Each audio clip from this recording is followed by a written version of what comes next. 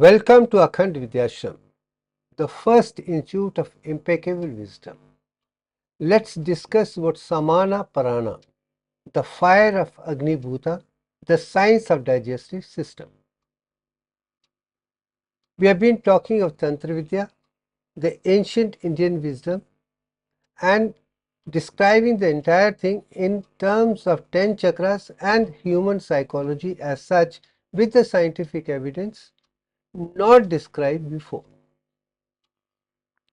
Now, I have spoken about chakra, which is a wall which goes around clockwise and anti-clockwise. When it goes clockwise, it produces extra energy and spiritual evolution, and anti-clockwise for involution or grounding.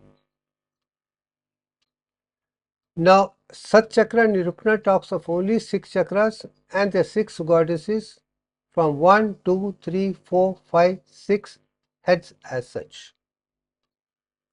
Now, Sat Chakra Nirupana represents reptilian brain and autonomic nervous system are fundamentally the endocrine system which takes care of homeostasis perfectly.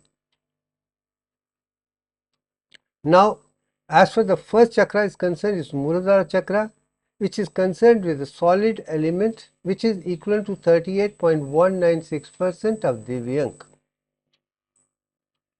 This is the structure of Muladhara, the ancient Indian picture done by Satchakra Nirupana, and Sakti done by Akhand Vidyashram, and third is the medical science as such, where Ida, Pingla and Sushmana Nadi put together and open at ganglion impar the two sympathetic chains left and right with 45 ganglion from 28 again showing Divyank is something which is beautifully described, and that's how Kundalini sleeps only in Muladhara Chakra, and it takes care of autonomic nervous system completely. Sympathetic, parasympathetic is not predominant. Entire thing is well processed, and we can be healthy, wealthy, wise and happy in Muladhara Chakra itself. Then second thing which I talked about, the Brahma Granthi, the Muladhara Chakra, its Kundalini sleeps there. When it wakes up, it can go to Svadhisthana Chakra, Nabhi Chakra, or the chakra outside is one part, or it can go inside into the Brahmanadi through Brahma Granthi, which is a central canal within spinal cord, and consciousness can go to ventricles and you can have internalization. I think this is something for internalization. Kundalini has to break this and move from Muladhar into Brahmanadi, and this is what Satchakra Nirupana talks about. Then how it rises to third ventricles of the brain, and that is the third eye of Shiva, and you can see all the 10 dimensions of the universal consciousness within the eyes, which has to be seen to be a perfect human being by and large. And then comes the second chakra, which is Svadhisthana Chakra, and it centers on water. First is a solid bhumi. This is water or jal or apa, and the percentage of water should be 61.8034, and that is what amber, the whole thing to start with. That's the amount of water in universe, that's the amount of water on earth, that's the amount of water in human body, and that's also the amount of water in each cell.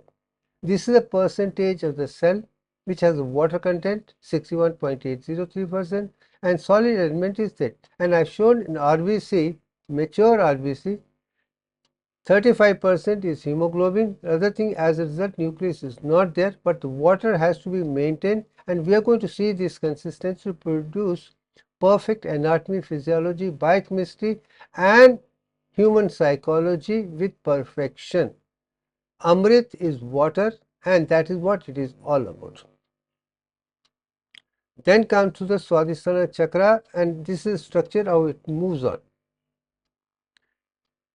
And first thing which Satchakra also talks about it, and Akhand also talks about it, testosterone is there to give you the energy for muscles, RBC, hemoglobin, otherwise they're very intelligent. But when testosterone is converted to estrogen, that is ojas is become tejas, and that is where intelligence comes up.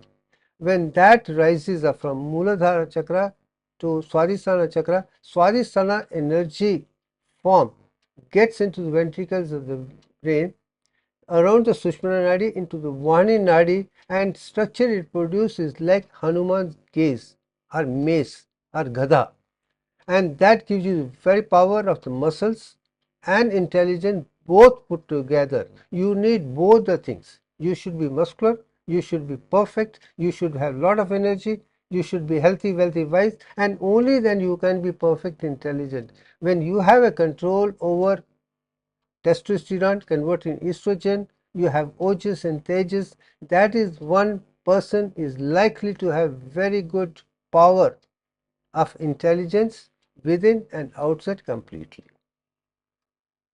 Then comes the third chakra is Nabhi. First is the solid, second is water, third is Agni element or fire element. And this is the indwelling heat of triangle which comes from nature, is associated with Kundalini, but is moving up and down simultaneously. But here you can see the triangle. Moving down is involution, moving up is evolution. Now this is the Nabhi structure. You can see structure and Satchakra Nirupana, Akhand, and also the center of autonomic nervous system and endocrine both put together. This is both, you can see. First three layers of adrenal gland produce steroids, which is this. But inside medulla produce sympathetic myometric. This is like autonomic sympathetic system, where both merge together. And here I can say ganglion, which starts from neural tract, is inside and surrounded by the garden. It's got both exocrine and endocrine together as such. I think that is something very important, how they are going together as one part. Then I have shown adrenal gland is an emergency gland, and why this can take care of perfect health, because first layer of adrenal gland gives you mineralocorticoids, which is for absorption of water and sodium and excretion of potassium. It maintains water and electrolyte balance. And second layer is glucocorticoid, which produces glucose, which is essential, or the same side cortisols, which produce the immunity by and large. And third gives you the androgens or testosterone, estrogen, DPE, and that give you the power of both health, wealth, wisdom, happiness, muscles, RBC, oxygen, and also the intelligence. But same thing which goes, the blood goes into the medulla can produce catecholamines, adrenaline and noradrenaline, which can maintain the blood pressure, blood volume, concentration, and homeostasis by and large perfectly. So this organ is used to give you perfection inside both of endocrine gland and automatic, both are simultaneously taken care of. That's the beauty part. Then come to the apana prana. As I told you, apana is something to throw out, like throwing urine, throwing motion, menses, and also the fetus which is produced in the mother's womb gets everything from the mother through umbilical cord, and everything thrown to the umbilical. That mystery which is there in I3 Upanishad has been revealed by me, showing apana prana here is umbilical cord. And same thing, whole concept expulsion of material which is not required is done through urine, motion, skin and menses with apana itself. And also at the same time, I have also said the seventh layer of autonomic nervous system which we have missed is uterus has got pacemakers when the child is complete, where unconscious, subconscious doesn't matter. This can take care of the whole concept with hormones, neurohormones, and uterus to hypothalamus. The circuit can take care of producing oxytocin, pushing it down. Its delivery can take you so beautifully. This is what is local sympathetic seventh system in autonomic nervous system as well as in nervous system to make sure you have no difficulty in delivery. This is also one of the expulsions, and that is what Apana is all about. Now to come to the fourth level of Manipura Chakra, which is not spoken of by Satchakra Nirupana as such. But I know even Nabhi is talked about as a Manipura as such, but not two as a separate, but as one. So what that means is the third fire element is same of Agni both. And this is a fire of nutrition, electron and vitamin which takes place in Manipura Chakra, and that is the beauty. And that's what I've shown in this particular picture, digestion of nutrition which is absolutely essential for health. Water, nutrition, elements, vitamins, minerals, etc. They are the one which are controlled. Would we take, digestion starts in the mouth of carbohydrates, proteins in the stomach with a high concentration of acidic form, neutral, acidic, and alkaline medium in small intestine, which is from pancreas gland and also from the liver, put together produce. So complete digestion takes place in small intestine with the help from mouth, stomach, liver as well as pancreas. I think that makes Manipura Chakra complete. So it can produce all the requirement which is essential for homeostasis. And these are the 6 things which are absolutely essential. Carbohydrates are required, fat or lipids are required, minerals are required, proteins are required, vitamins are required. At the same time, water is required.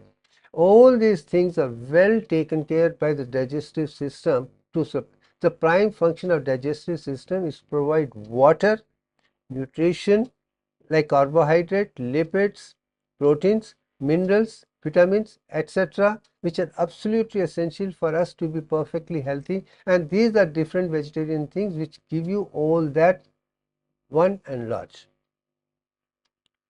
Then, as I told you, there is a pacemaker in the digestive system. This is again 7th component, and which makes sure that peristaltic movement takes place and everything goes in the system beautifully. Take from mouth and expel from the anus. Step by step it goes. If that is well taken care of, you will have no problem of purging otherwise, or Kundalini will not be. If Kundalini is ineffective, that means your digestion is defective. So take care of that. You will have absolutely no problem in leading a perfectly healthy, wealthy, wise and happy life. So digestion plays very important role because that is what is required for running the body completely. We are produced out of nutrition, we live in nutrition, we are sustained in nutrition, and we finally go back to nutrition. So importance of nutrition is well settled because without that nothing can work very well, and particularly water is essential, and that's why it's amrit. So 61.80 water should be. As we grow older, percentage of water comes down and is replaced by fat, and yoga makes it very clear you should not put on fat and water should be maintained. Even the weight comes down. Regularly taking water at smaller intervals, you can maintain the 61.8 and lead a perfectly healthy. You will not need any medicine otherwise. And once that is understood, I think we are very clear how psychology done by Tantra makes us perfectly healthy people. Now, as I told you, glucose is the most important. Water content is there. Glucose has to be at 111 milligram percentage, and that should be the average. But perfect is 80 to 140 is normal, with the average at 114 is absolutely true. Minimum 80 is fasting, maximum 140, 111 average is the ideal person without any problem. Second thing, when allostasis, other state, come to 68 or go up to 180 is also normal, but consider pre-diabetic, then we can rectify with the diet control and exercise, it settle completely. Or when it falls to 42 or go up to 391, this is the diabetic stage. And that's what I want to say, make it very clear. Unless until urine becomes sweet, you don't call it diabetes mellitus, because diabetes is urine, mellitus is sweet, sweet urine is diabetic mellitus. Don't go by any other way till you achieve that body is perfectly fine. But only thing is, when you see more than 111, you better try to bring it down to the concentration of glucose only up to 111, and preferably maximum 140 as a postprandial and 80 as a as fasting. Then things can be perfectly fine. Now, as I told you, the adrenal gland has got two components. First three outer layers are endocrine glands, and inside you have something called sympathetic system, which is autonomic in nature. Similarly, pancreas has got two, exocrine function and endocrine functions. Endocrine functions take care of the glucose part. Insulin and glucagon concentration in Divyank, you'll have no diabetes come what may be. But exocrine is the one which is producing water, electrolytes, and also the alkaline medium, also the enzymes for carbohydrate, protein and lipids by and large, and they will make sure things are perfectly digested and then absorbed from the small intestines itself. I think that's the beauty of pancreas, supported by the liver, and from the digestive system gives you the perfection by and large. And once that is done, I think we are perfectly healthy, wealthy, wise and happy beings by and large. Now there comes the question of sympathetic system. I told you, as far as Muladhar concerned, is this balance of sympathetic completely. Left and right parasympathetic chain unites at the bottom, Kundalini sleeps there, and you had completely go to rest and absolutely no problem. You are literally like parasympathetic system as such. Digestion, everything takes care very. But when it wakes up, it goes Svadhisthana Chakra. When testosterone come up, is converted to estrogen for intelligence and also to make muscles, exercise, everything perfectly. But in emergency, it goes to Nabhi Chakra and produces all the things required to make us survive. It has the autonomic nervous system or control system within the body to restore all what is lost in bleeding. So if 5 liters of blood, up to 1 liter is lost, it can be well taken by the sympathetic system, endocrine system. Within that is beautifully, will have no problem whatsoever. Only when loss is more than 1 liter up to 2 liter, that's where heart comes to play a role, and that could be dangerous. So taking care of the thing with the pure water, salt, glucose as normal glucose, what is normally given in hospital is enough, or give blood is enough. Otherwise, you could have a problem if moves to heart level for survival. Thereafter, we are going to talk about it at a later stage. Now, coming to this particular picture is same thing I have explained very clear. Right at the bottom, you can see Muladhara Chakra, and this is the picture where Ida, Pingla, and Sushmana Nadi are absolutely at peace, and you sleep comfortably. And after sleep, when you get up, it goes to Svadhisthana Chakra, and that's where energy stops, and you start becoming very active. And that is where you can lead a perfectly healthy life with yogasana, pranayam, etc. can give you excellent health. But emergency, it goes to Nabhi.